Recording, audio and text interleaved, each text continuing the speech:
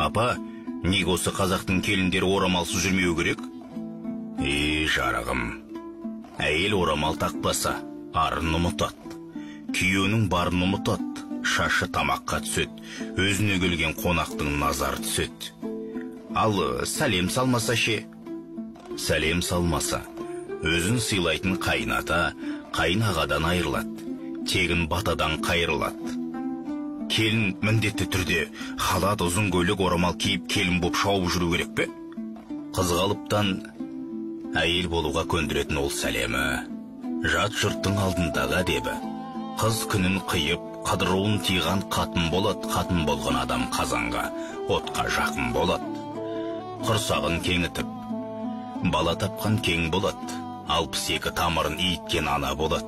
Басқа салғаннан ой түйіп, тағдырына бас игенге Құдай өзі пана болады. Үлкеннің көргенін бойына сіңіріп, өзі де сол әулетке сіңген келін дана болады.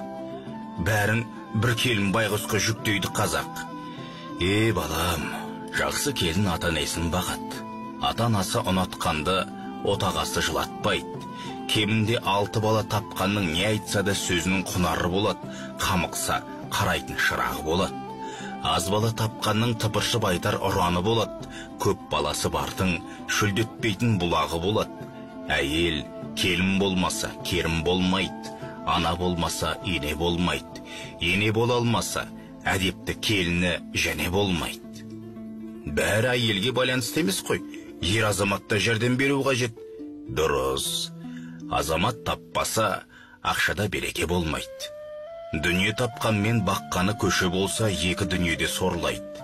Еркегі үйіне қонбайтын үйдің қызы етегін жаппайды, еркіндік сақтайды, қылық сақтап қымсынбайды. Айналасын жинайын деп ұмсынбайды. Олы сақтау бәдік болады, қатындардың тірлігіне қанық болады. Әйелі ашынып жүреді, бір ысып, бір суып басылып жүреді. Көршімен әңгімешіл боп, үйі бықсып шашылып жүреді. Ондай әйелден әдеп сақтар жар, салиқалы ана шықпайды. Еркекті ертетінде әйел, жертетінде әйел. Беделін биік қып, абыройын кемітетінде әйел. Әйел жұмсақ болмаса, ер далаға қашады. Далада жүріп көп былыққа араласады. Араласқан соң тапатал түсте сөз таппай сасады. Әр нәрсені сылтау қып, өтірік ғайбат шашады. Әйелі жақсының ағайыны айналасында жүреді. Ұрпағы ізетті болады.